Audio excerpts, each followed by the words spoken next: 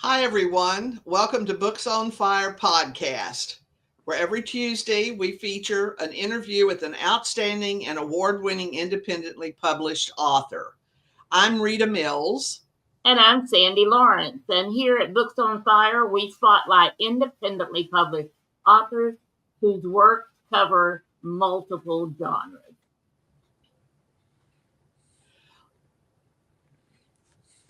Each author we feature has something in common. They've either self-published their own work or earned recognition as a finalist or honorable mention in a major independent book award within the last 5 years. Right now, our first interviews are with those who won awards or recognition during their first year, the 2024 year of our FIRE Book Awards. Those authors are being given special recognition and first place in the interviews and in the podcast that we are starting, sponsored by FIRE Book Awards, and that is Books on Fire. Today we're talking with Marc Liebman. His book, Insidious Dragon, was a gold winner for 2023 in the Embers portion of the Fire and Embers Book Awards. The Fire Awards are for the current copyrighted year, whereas the Embers Awards are for the 5 previous years that we feel like books just didn't get the recognition that they needed. So we wanted to spotlight them and give them a chance to build some more recognition. So let's go ahead. I was just going to say, when we first started this, you were the one that had the idea for the Fire Book Awards, and it's all based on, and we haven't said this for a while, it's all based on the story of Prometheus and the god who stole fire and gave to the humans. And so we wanted to steal fire from the 5 traditionally publishing companies and give that to some of the independently published and self-published authors. So that's where Rita got the idea for this. And as we were talking and planning the first year, we only had fire. And then we thought, there's books out there. When you have a fire and you put out the fire, what do you have left? You have embers. And some of those embers, flame up every now and then. So we're like, why don't we recognize some of those books from the past 5 years that still have some fire in them and still need to have some recognition going on? So let's dive in with our discussion with Marc Liebman. So, Marc, what was your motivation to write, period? Write period or write this book? Either way, I'm sure it's all part of the whole system, isn't it? Yeah. So here's the short story, or the short version. I've always wanted to be an author. My mother, may she rest in peace, encouraged me. And I made several futile attempts in the late 1990s. And then finally in 2012, my first book came out. Since then, I think I've published 16 more. And what's really interesting is the 2 failures, or the ones that I tried in the 1990s, wound up being books 6 and 7 in my award-winning Josh Heyman Naval Aviation. I resurrected them. And the reason they got in the series is because the publisher, this is before I was self-published, said to me, Marc, I love your first 2 books, which is called Big Mother 40 and Cherubs 2, but you need a series. And I said, well, how many books in a series? He said at least 5. So the series has 7. The last 2, Moscow Airlift and the Simmershire Island incident, were the books I wrote back in the 1990s. I literally rewrote them, redid them, applied the lessons learned. So when you get fast forward to Insidious Dragon, it's part of a book series that I've written 3 of the books that I've intended so far, of which Insidious Dragon is chronologically the first, but actually in terms of when it was published, the 3rd. I know that sounds weird, but I'll explain why in a second. And they're all based on threats that the U.S. intelligence agencies do not like to discuss publicly. And so Insidious Dragon is about a biological warfare attack. And I started writing it in 2021. We all know what happened then. So in order to simplify writing the book and its plot, which was originally supposed to take place in, guess what, 2020, 2021, I said, no, I don't want to deal with COVID. So I basically moved the book back to 2002, 2003. So I didn't have to deal with that because it had just all kinds of complications. The villains are the same. And so what I then had to do is, it now became the first book in the series. So I added a lot of backstory that wasn't in Flight of the Pawnee, which is the first one. I changed, actually, Dean and I changed Flight of the Pawnee so I can incorporate some of the things that I added. But so that's the backstory of how Insidious Dragon wound up taking place in 2002, 2003. And it's about an attempted biological warfare attack on the United States by a Far Eastern nation. You can guess who it is by looking at the cover and the dress. Yeah, your That's cover. one of those 3 guesses, and the first 2 don't count. So. Yeah, when I first saw your cover, I thought it was really, really special, extra special. I love it. I mean, Dina did it, and she also did the cover for Red Star of Death, and she's done a bunch of my other covers. Now, the ones she does for my Age of Sail series, she has to follow the format because she's picked them up. But the newer ones, it's basically I give her, this is what the story's about. This is kind of what I think should be in the cover, and away she goes. She is very I get creative input like that. but generally it's more about fine tuning it than it is the actual cover concept. And I've gotten a lot of contacts. So when I do book signings, this one and Red Star Death and a couple of the others, people pick up and go, wow, I really like the cover. Well, is Red Star of Death out already? Oh, now for about a year, and it's doing pretty well. It was one of the books I submitted for the awards. Didn't win, but it's okay. Well, you got one in there. What book are you submitting for the 2025 award? That was good question. Because it's not, I probably won't have it out until the fall. It's a book called Retribution. And I literally sent it to my brother to read because he's not afraid to tell his older brother that his work sucks or needs improvement. And we talked about it, in fact, while we were skiing last week at some length.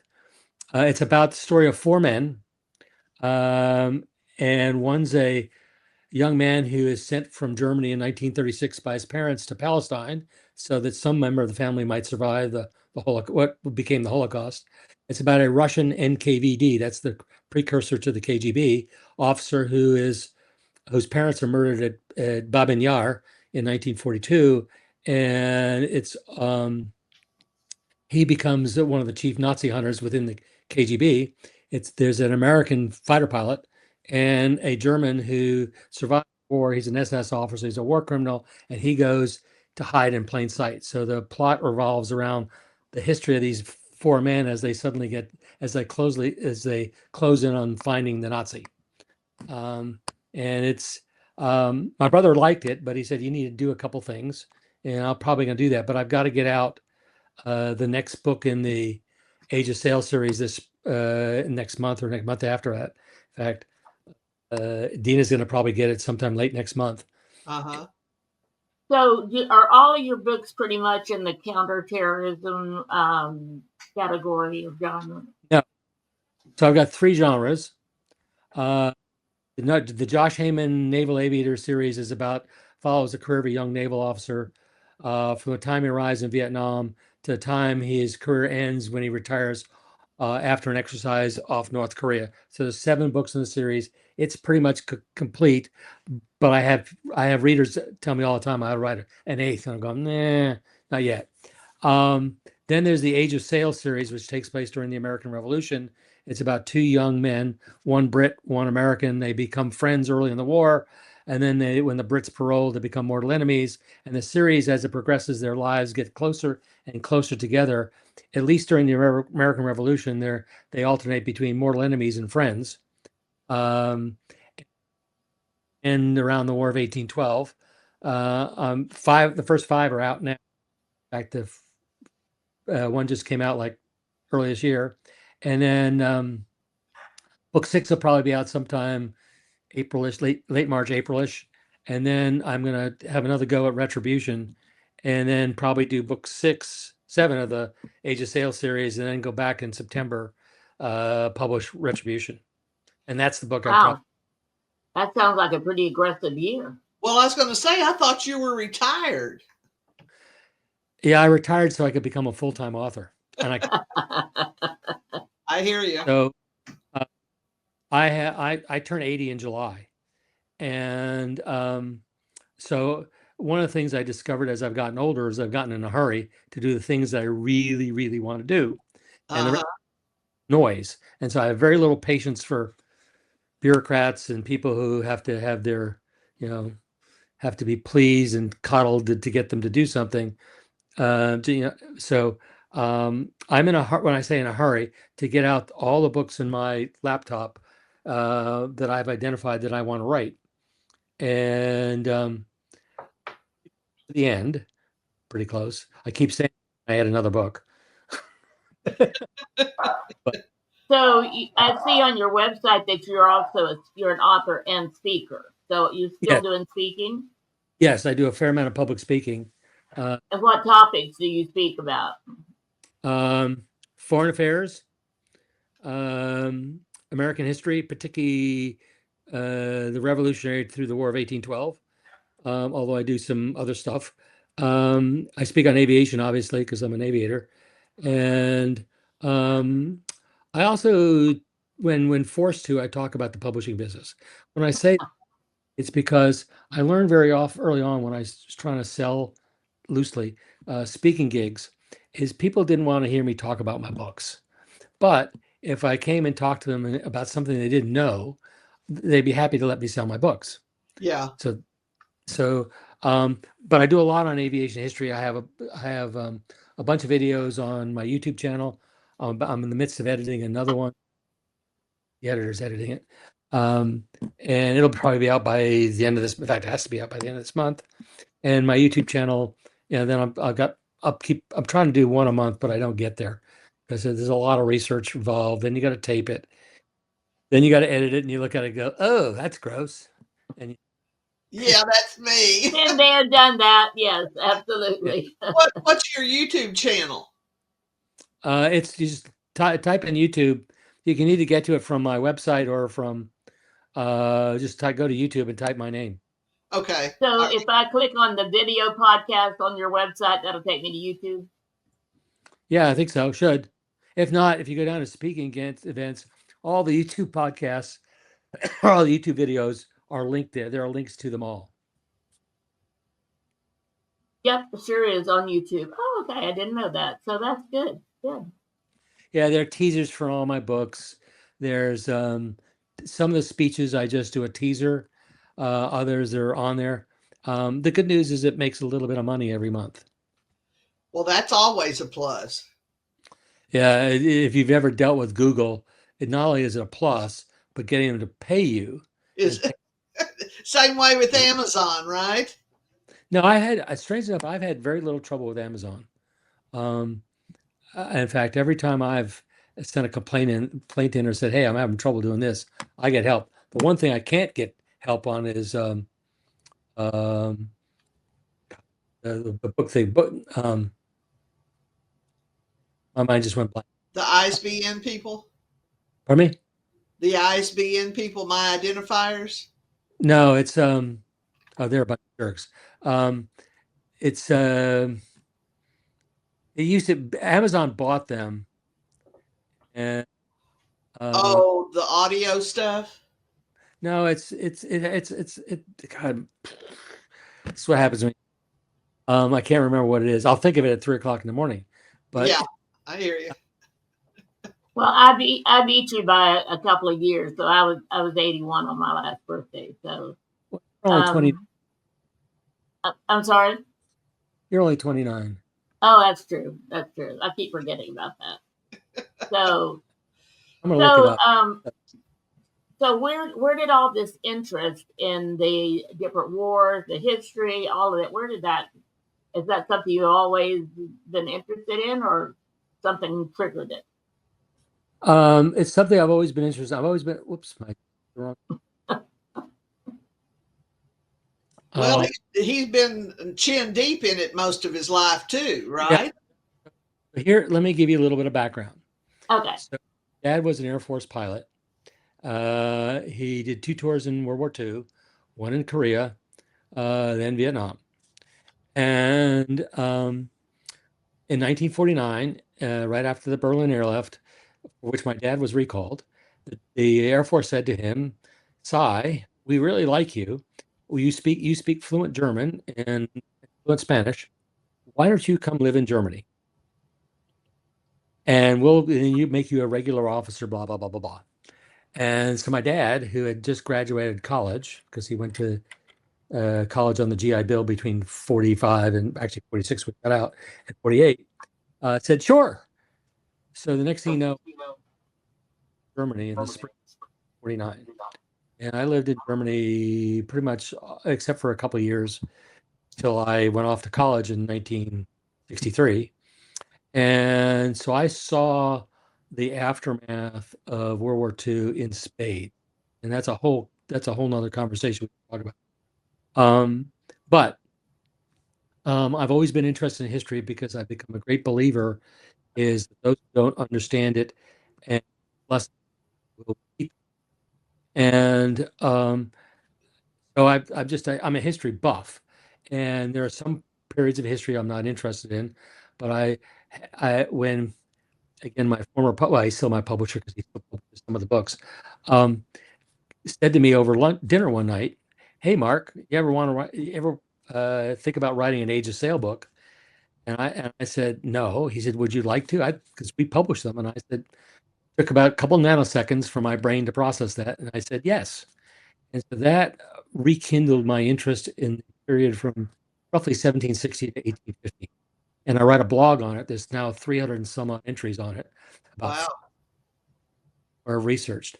And it's fascinating. And what I have found, we, the United States of America, are still wrestling with some of the same issues we wrestled in 1790. And I can go through the list. In fact, it's one of the presentations I did. But it's fascinating how every 15, 20, sometimes 30 years, we have to deal with the same issue that we just solved because what happens is the context around the issue has changed. So if you look at number 2 on my hit parade, which is immigration, the United States its population grew by 30% per year from about 1790 to about 1860. Think about that. That's not organic growth with people having big families. That's immigration. And they came in waves. They came from different people. The Brits were paying Irishmen, paying their ticket, so to speak, for their passages. It was known in those days. Just tell us where you want to go. We'll find you a boat, hand you a ticket for you and your family, and away you go. Just get out of Ireland because we can't feed you because there's a famine.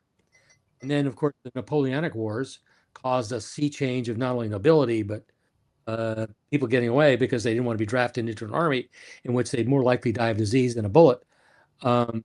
And so you had that, plus the fact people were starving because the men were off fighting and the fields were being trampled, and it was a mess.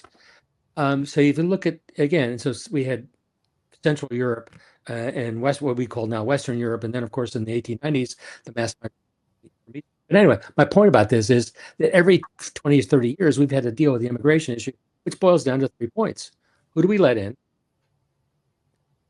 How do we vet them? And what's the path to citizenship? Hasn't changed.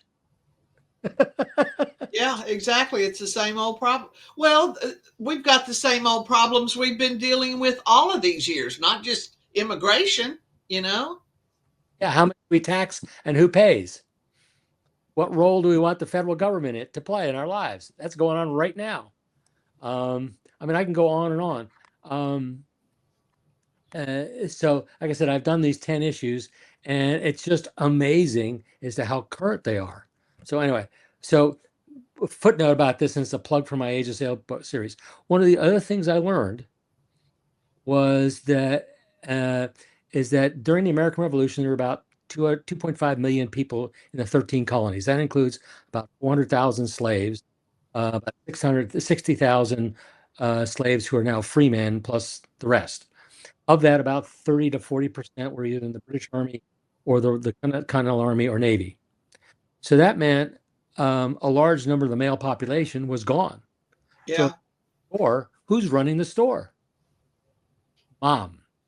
Who's running the farm when you're off at war? Mom.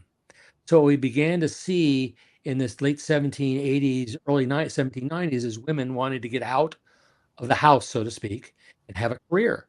Well, they couldn't go to college because they didn't accept women. Couldn't go to law school. Couldn't go to medical school. One of the things that happened in the late 1790s was a woman was awarded a patent. And then somebody said, well, wait a second, we're using English law and women can't own property. Property. So by 1810, 1812, guess what? Women were starting to go to college. There's a reason why it took so long, and I'll explain that in a second. Medical schools and all that kind of stuff. It's because until that point, women would only go to school with the equivalent of like 4th or 5th grade, so they could write barely and do basic math, add and subtract. College required a bit more education, so the wealthier Americans, and this is also, by the way, if you go back and look at laws passed by Congress, there was a focus on getting the population educated. And one of the astounding things to me is the literacy rate in the United States in 1790 was twice what it was in Europe, in England, in Germany, and France. Think about it. I was stunned. In fact, that's going to be a subject of a new blog, of an upcoming blog. It's like, I don't have all the facts yet, but that blew me away. And when you look at the first land acts, they have provisions to set aside 100 acres or 10 square miles. I can't remember what it was. Depends on the act, for a place for public, emphasize the word public/free education, to which emphasize the word every citizen, and there's no discrimination in those laws in terms of, you had to be white or black or whatever, every citizen could attend. And so when Ohio became a state, it was the first state where they literally began instituting it in all the new territories, which became states. Fun fact. Very interesting. Yeah, and this is not in history books. It blows me away. It's so fundamental to the United States. Anyway. Yeah. What are we in education now? 50, 500? Say again? How are we rated in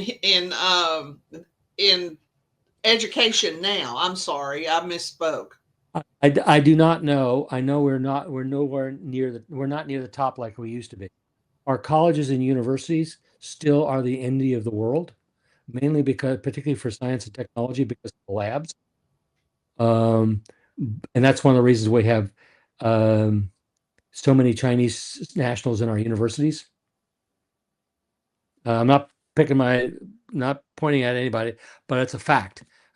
People come to this country to go to our technical schools. If you go walk around the campus at A&M or Stanford, or any of the top engineering schools in the country, I mean, even SMU, the foreign students far outnumber the Native American. I'll use the word the Native Americans, or the U.S. citizens. To me, it's astounding. Yeah. I used to be the managing editor at a publishing house at the University of Houston. And that was back in the mid 90s. And already back then, it was like that. It was more than 50% of the students they weren't the white Caucasian kids. There were a lot of mixed race kids, but there were a lot of Hispanics and a lot of Orientals and a lot of black kids, Yep. So If you go into a public library on a Saturday afternoon during the school year, who do you see in the library? Southwest Asians, Orientals, Africans from Africa, people who want an education because they know it's the key to the next step, whatever that next step is. Anyway, do you want to go back to Insidious Dragon? Anyway, the world's in a grand damn mess is all I can say, and I don't have a clue how to fix any of it. Well, I do, but we won't talk about that now. Yeah. Why did you write the Red Star of Death? Okay, so the Red Star of Death started as I had a lot of material left over from a book called Forgotten, which is in the Josh Heyman series. It won 3 national awards as an Amazon bestseller.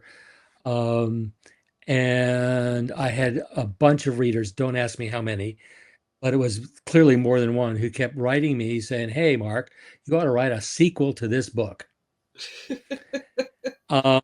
So I waited a while, and I sat down one day and said, "Okay, I'm going to write the sequel." Well, so what I did is, so at the end of Forgotten, the major character, Janet Pulaski, and I'll talk about her in a second, goes into retirement with her lover. And she's hiding in plain sight or living in plain sight. Nobody knows who she is.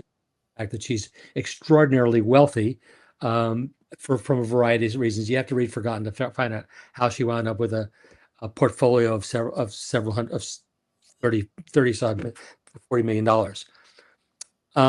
Part of it came from fees from her work, but also somebody gave her a bunch of money. Anyway, so that was the way I thought I put that book to bed.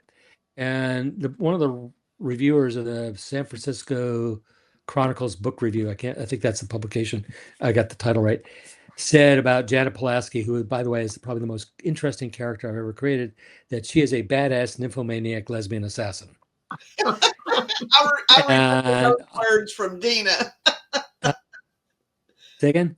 I remember Dina telling me something about your character was a badass lesbian, yada yada yada. Yeah, so that's her. So anyway, so I sat down and what did I want to do? So I wrote the book about 2 years, went really fast for me, because normally a manuscript takes me 6 months to a year to write the first fully researched draft. And so in it, she's part coerced and part volunteers to come out of retirement because her lover dies, 9/11 happens, the Cubans trained her to hire her, the CIA would like to hire her, and one of her other clients, Mossad, wants to hire her, as do the KGB and the Brits. So she's forced to choose. She picks Mossad and the CIA, works out a deal so that the U.S. government gives her immunity from prosecution for her past deeds in return for a full debrief on what she had done during her career. So she starts out with Mossad being her primary contractor, because Mossad, as you know, has a history of going after terrorists and terrorist leaders. So she's targeted at a couple of them, and has to deal with a traitor in Mossad. And then she was recruited using a recruitment technique known as a honeypot. Have you ever heard this before? I don't believe so.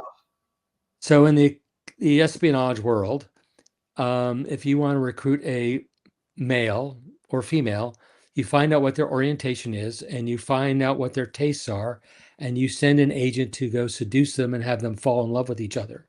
And that's the honeypot.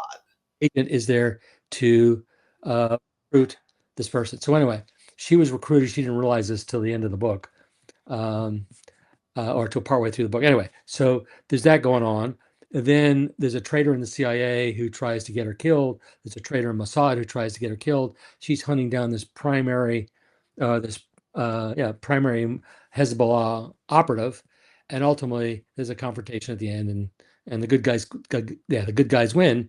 And when she was working as a freelancer before she retired, she was known in the I'll use the word the espionage community, the intelligence community, as the Red Star Death. Nobody knew her real name, La Stella de la Muerta, because and that was given to her by the Cubans, and so that's where the title comes from. Hold on one second.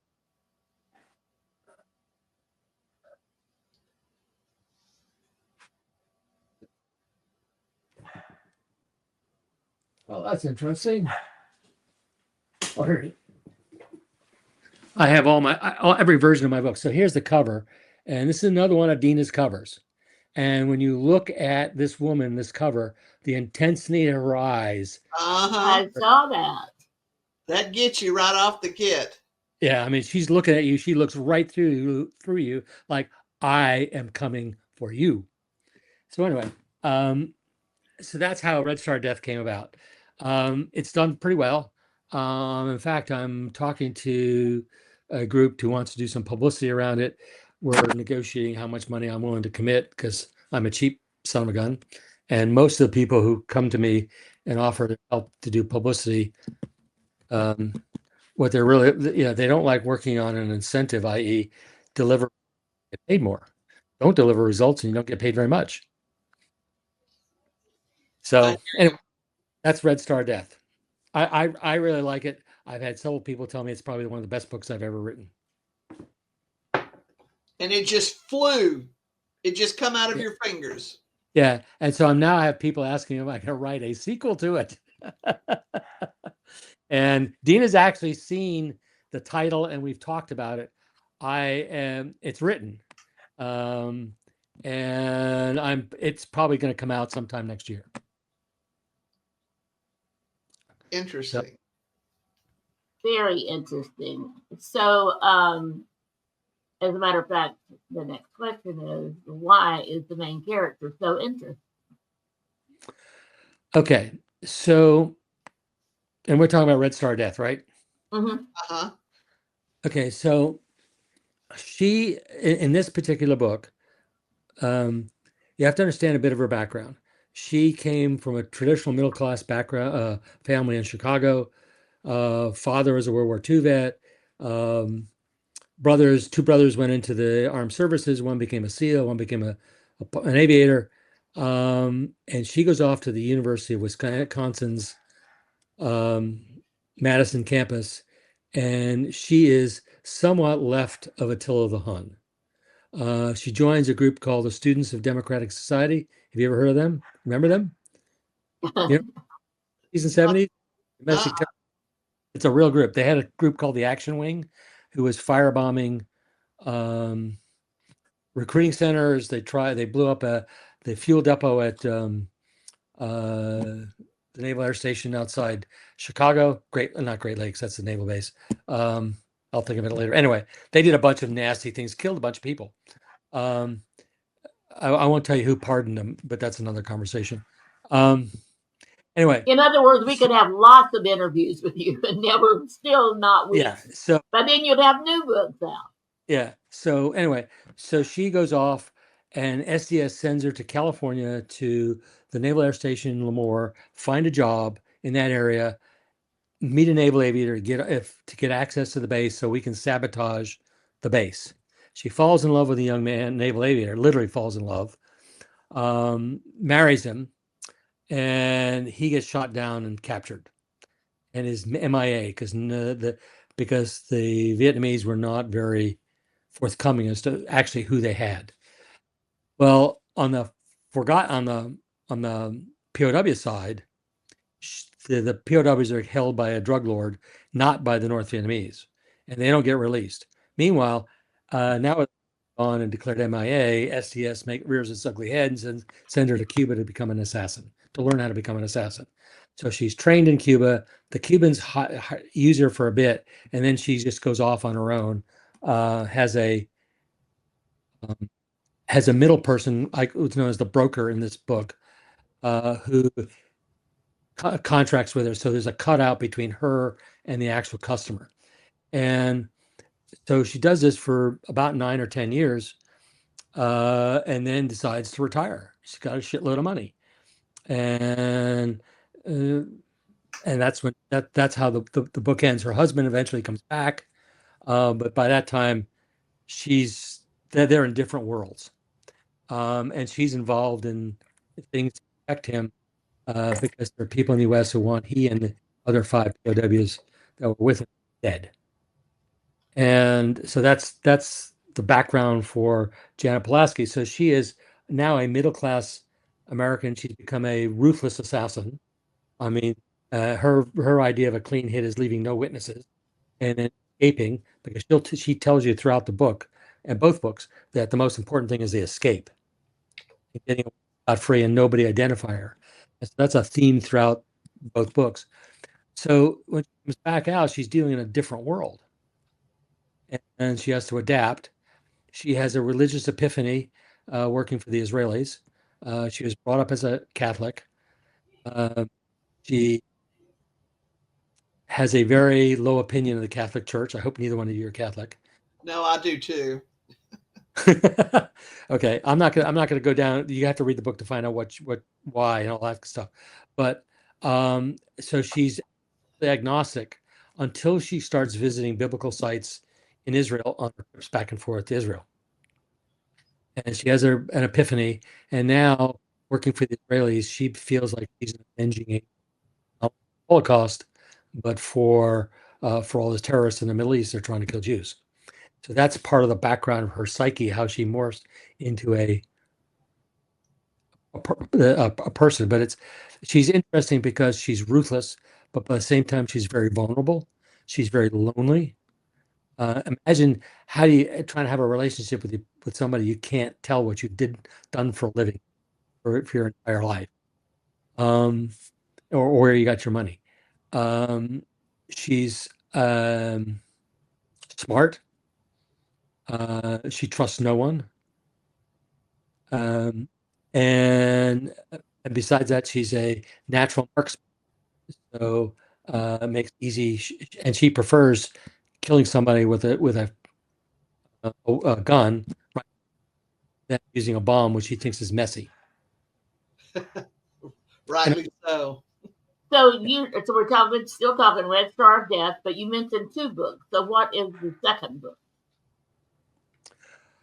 Well, I was talking about Forgotten, which is the backstory to Red Star of Death, which is in the Josh Heyman series. I've written actually a sequel to Red Star of Death. It may, if I publish it, it'll probably be late this year, early next So year. it's not published yet. That's what I No, thought not at all. originally. And then I was like, okay, I'm confused because you said you hadn't published it yet, and now we're talking 2 books. So, okay, Yeah, so there sorry. was one. Okay, got it. That cleared that up. My bad. No. I just want to make sure for not only us but for others that'll be watching this. So, Yeah, so Rita, I've been kind of hogging all the questions because I'm going down the list of questions that Mark sent to us. So, is there anything you want to ask him about? Well, yeah, you're so well traveled and you've lived all over the world. What country did you really resonate with that you thought, oh yeah, when I retire, this is back where I want to go? Did you have any thoughts like that? Yeah, this is a fun conversation. So my wife and I have had this conversation several times. If we had our druthers, we would be living in Italy, but we would both be 300 pounds. Yeah, I can definitely understand that. Yeah. I would I happen to be an American citizen. I am proud to be an American citizen, and I'm happy to live in the United States. I think it's the best place in the world to live. Having said that, there are other countries where I can see myself living, one of which is Australia, the other which is Canada. I have a love-hate relationship with Germany. I find English society to be very stratified. Use it. Oh, okay. Huh. And I could never live in France. I'd be a murderer within days. Well, because I don't like cold weather, I don't think I could ever make Canada. And so therefore I'm going the other direction and I'll go to Mexico. Yeah. Well, of all of the Asian countries, you've been in Japan, Thailand, the Philippines, and Korea. Which one of those countries aligns more with our values? Philippines. I bet, Say that yeah. again. Philippines, and here's why. It's a bit of an explanation. By the way, the other country I'd left off the list is Argentina or Chile. Food's great. Seriously, if you've never had churrasco or Argentinian beef grilled in Argentina with a native chimichurri sauce, you need to go there to do it once. Anyway, so why the Philippines? In 1903-05, the President of the United States was one each Teddy Roosevelt. And Roosevelt set in place a policy that was in effect in place well into the 70s, in which a Filipino national could enlist in the United States Navy, spend 10 years on active duty, assuming he did not have any discipline problems, and was eligible for reenlistment. He was an American citizen, and his wife was an American citizen. That means his children are American citizens. Now, there was a period where that policy was interrupted, and now it's back in force. And so that's one item, one cause, or one reason.